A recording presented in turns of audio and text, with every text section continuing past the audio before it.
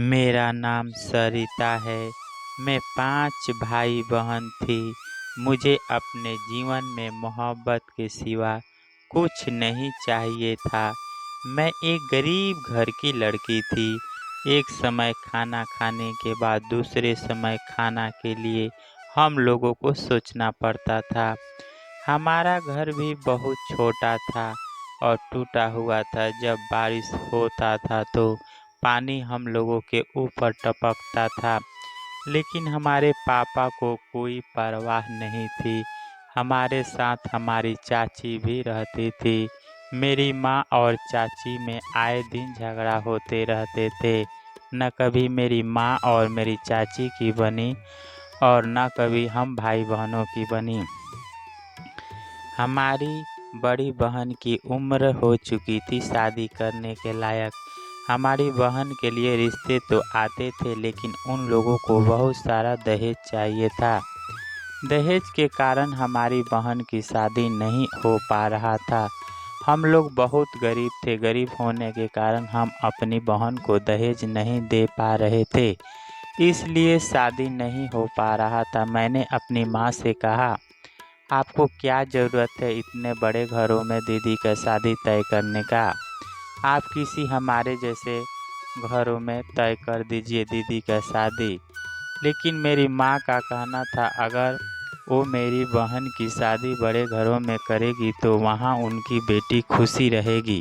उन्हें वहाँ किसी बात के लिए सोचना समझना नहीं पड़ेगा। मेरी माँ कहती थी, मैंने अपनी ज़िंदगी में अपनी सारी इच्छाओं को मार दिया, लेकिन अपनी बेटी के साथ ऐसा नहीं होने दूंगा। मैं अभी पढ़ रही थी, साथ में बच्चों को ट्यूशन भी पढ़ा रही थी। उस समय मुझे एक लड़के से प्यार हो गया और वह मेरा घर मेरे लिए रिश्ता लेकर आ गया, लेकिन मेरी माँ उसको मना कर दिया। मैं बहुत कोशिश की अपने घर वालों की समझाने की, पर उन्होंने मुझे धमकियाँ देना शुरू कर दी। मजबूर होकर मैंने उस लड़के राजू से कहा, जिससे मैं मोहब्बत करती थी, कि हम भाग कर शादी कर लेते हैं। पर उसने मुझसे कहा कि तुम एक शरीफ घर की लड़की हो, तुम्हें तो ऐसी बात जुबान पर भी नहीं लानी चाहिए। अगर भगवान ने हमारी मिलन लिखा होगा तो दुनिया हमें कितना भी जुदा करने की कोशिश कर ले, मगर हम मिलकर ही रहेंगे। मगर हम कभी भी कोई गलत कदम नहीं उठाएंगे। तुम हमेशा वही करना जो तुम्हारे माता पिता चाहे। उनकी इज्जत को कभी नीलाम मत करना। मैं दिन रात भगवान से दुआ करती थी उस लड़के के लिए। तभी एक दिन अचानक मेरी माँ ने 16 साल की लड़के से मेरी शादी ज़बरदस्ती तय कर दी। लेकिन मैं भी सोच लिया था कि मैं इस कम उम्र के लड़के को रोज़ाना बेहोशी की दवा देकर अपने बॉयफ्रेंड को बुला लिया करूँगी। उस समय मेरी पैरों तले से ज़मीन निकल गई। जब कमरे में आते ही उस बच्चे को देखा तो मैं बहुत घबरा गई थी, क्योंकि कमरे में वह लड़का नहीं आया था जिससे मेरी माँ शादी की थी। मेरी कमरे में वह लड़का आया था जिससे मैं मोहब्बत करती थी। मैंने उनसे कहा, राजू तुम यहाँ क्यों आए हो? मुझे तुम्हारी ज़रूरत थी तब तो तुम आए नहीं, मगर तुम्हें यहाँ किसी ने देख लिया तो हंगामा हो जाएगा। उसने मुझसे कहा कि तुम फिक्र मत करो, सब सो चुके हैं, यहाँ कोई नहीं आएगा। फिर वह मेरी तरफ मोहब्बत से देखने लगा और कहने लगा, आज मैं तुम्हें अपनी ज़िंदगी के बारे में बताता हूँ। मैं भी उसी की तरफ देखने लगी। एक तरफ जहाँ मुझे खुशी हो रही थी, दूसरी तरफ अफसोस हो रही थी। उसकी आंखें लाल थी। मैंने उनसे कहा, मैं तुम्हें पहले ही बता चुकी थी, अगर मैं यह शादी न करती तो मेरी माँ मर जाती। मेरी माँ ने ज़बरदस्ती मेरी शादी इस लड़के से कर दी, वरना भगवान जानता है कि तुम्हें कितना मोहब्बत करती हूँ। अगर तुम मुझे आज भी कहो तो मैं तुम्हारे साथ आज भी जाने को तैयार हूँ। तुम मुझे ऐसी नज़रों से मत देखो, मैं बेवफा नहीं हूँ। मैं अपने घर वाले के आगे मजबूर थी। अगर मैं उनका कहना नहीं मानती तो सब बर्बाद हो जाता। मुझे अपनी बहनों की खातिर यह शादी करनी पड़ी है। अगर मैं ऐसा नहीं करती तो मेरी बहनें कुंवारी रह जाती। मैंने सुना है मेरे माँ पापा को मेरे ससुराल वाले ने बहुत सारा रुपया दिए हैं, जिससे वह मेरे और बहनों की शादी कर सकते हैं। लेकिन तुम जानते हो मुझे पैसा नहीं, सिर्फ तुम्हारी मोहब्बत चाहिए थी। तुम मुझे इतने सालों से जानते हो, मैं ऐसी लड़की नहीं हूँ जो दौलत के लालच में आकर तुम्हें धोखा दे दे।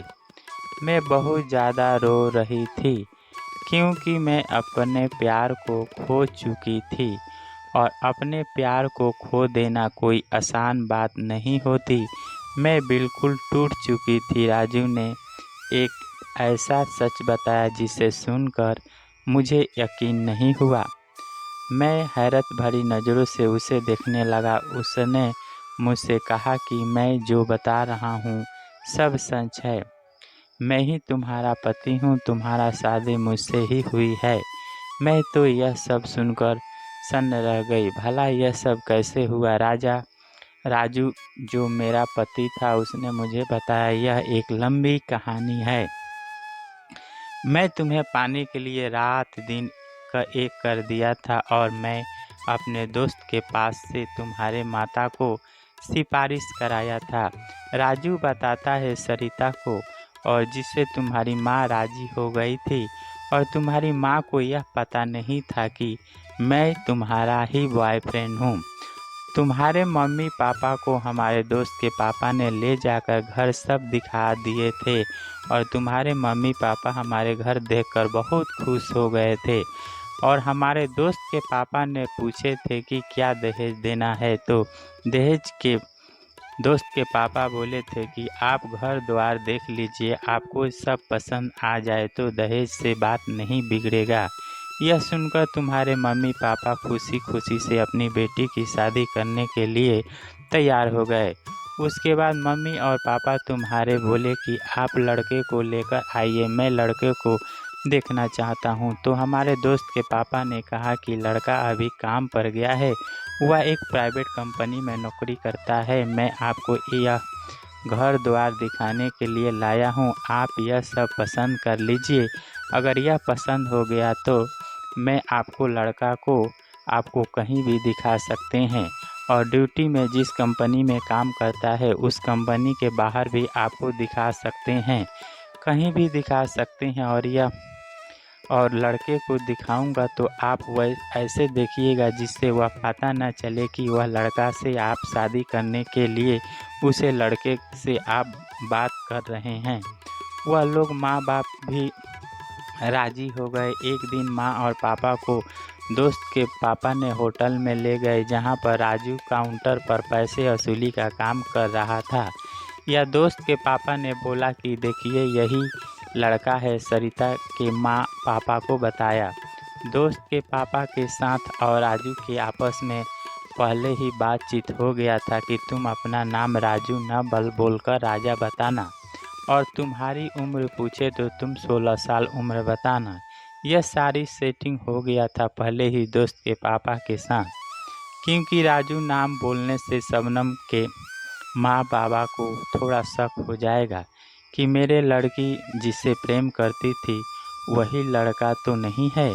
यह बात सुनकर राजू बोला कि ठीक है, जैसे भी हो मेरी शादी सरिता के साथ हो जाए। मैं सरिता से बहुत प्यार करता हूँ, उसके बिना मैं जी नहीं पाऊँगा। अगर उसकी शादी किसी और से हो जाए तो मैं मर जाऊँगा। यह बात सुनकर दोस्त के पापा ने राजू से बोला कि ठीक है, तुम्हारे घर परिवार सभी लोगों को देखकर वह राजी हो गए हैं। बस आज यहाँ तुमको देखकर उनको पसंद आ जाए, बस उसके बाद समझो शादी पक्की है। दोस्त के पापा ने सरिता के माँ और पापा को उसे काउंटर पर भेजा और बोला कि आप वहाँ पर जाइए, उसे लड़के से पहले खाने के बारे में पूछिएगा, होटल में रहने के बारे में पूछिएगा।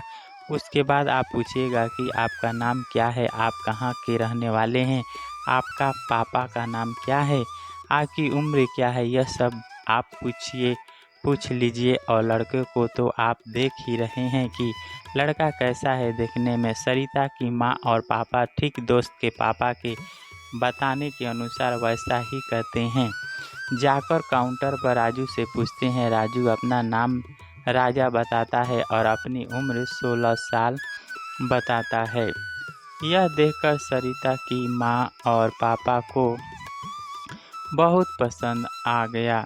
उसने सोचा कि मेरी लड़की, हम लोग तो बहुत गरीब है लेकिन मेरी लड़की अमीर घर भी नहीं और गरीब घर भी नहीं, मेरी बेटी एक मिडिल क्लास परिवार की बहू बन जाएगी। यह बहुत मेरे लिए खुशी की बात है। सरिता की माँ और पापा यही बातें सोच रहे थे आपस में कि अपनी बेटी की शादी इस घर में कर देंगे। और सोचते सोचते दोस्त के पापा के पास पहुँचे। दोस्त के पापा ने सरिता के माँ और पापा से पूछे कि लड़का आपको कैसा लगा। उसने सरिता के माँ और पापा दोनों एक ही साथ हंसते हंसते बोले कि रिश्ता समझिए पक्का है, आप बताइए दहेज की। उन्होंने दोस्त के पापा ने बोले कि दहेज में जो आपकी इच्छा हो आप उन्हें अपनी बेटी को दीजिएगा। लड़का वाले की तरफ से कोई भी दहेज मांग नहीं है। राजू ने पूछा दोस्त के पापा से कि अंकल जी क्या हुआ। अंकल जी बहुत खुश हुए और राजू से बोले राजू तुम्हारा शादी पक्का हो गया, अब 15 अगस्त को तुम्हारा शादी हो जाएगा। यह बात सुनकर राजू बहुत खुश हुआ और अपनी डोली बारात के साथ जाकर 15 अगस्त को शादी कर लिया। राजू ने अपनी प्रेमिका को पाने के लिए बहुत मेहनत किया और वह बारात में शादी के समय सरिता उसे न पहचाने, इसके लिए उसने अपनी फेशियल बहुत पैसे देकर कराया था। अपना मेकअप ताकि सरिता उसे न पहचाने कि मैं राजू हूँ। यह सभी बातें राजू ने अपनी प्रेमिका सरिता से बताया। यह सब राजू की बातें सुनकर सरिता इतना खुश हुई कि खुशी की मारे उसकी आंखों से आंसू गिरने लगी और वह बोली कि राजू मैं तुम्हें पाने के लिए भगवान से हमेशा प्रार्थना किया करती थी। आखिर भगवान ने हमारी बातें सुन ली और हम दोनों की इतना प्रेम था कि भगवान हम दोनों को 7 जन्मों तक जीने का बंधन में बांध दिए। हम दोनों पति और पत्नी भगवान की सदा आभारी रहेंगे। यह कहकर वह बोलती है कि राजू मैंने ये भी सोचा था, हमारी माँ और पापा हमारी शादी 16 साल की लड़के से तय कर दी थी। यह बात मुझे बोली तो मैं उस समय सोचा था कि भले मेरी माँ पापा शादी कर देंगे 16 साल के लड़के से, लेकिन मैं उन्हें बेहोशी की दवा देकर सुला दूंगा और मैं प्रेम अपनी फ्रेंड से करूंगा। यहाँ तक मैंने सोचा था और हमेशा मैं अपने प्यार को पाने के लिए, तुमको पाने के लिए हमेशा मैं तुम्हें ही सपनों में देखा करता था। आखिर भगवान ने हमारी सारी इच्छाएं पूरी कर दी। हम दोनों की लव मैरिज एक ऑरेंज मैरिज में बदल गई। दोस्तों, सरिता और राजू का प्रेम एक ऑरेंज मैरिज में बदल गया। इसके लिए राजू बहुत मेहनत किया कि समाज में गलत संदेश न जाए कि लड़की प्रेम करके भाग कर शादी की। यह मैसेज न जाए, इसके लिए राजू ने इतनी मेहनत किया। यह कहानी कैसा लगा आप लोग कमेंट में बताएं। आप लोगों को कमेंट में हम इंतज़ार करेंगे। आपकी एक लाइक मुझे बहुत मोटिवेट करता है। आपका एक कमेंट मुझे दिल से प्रेम देता है।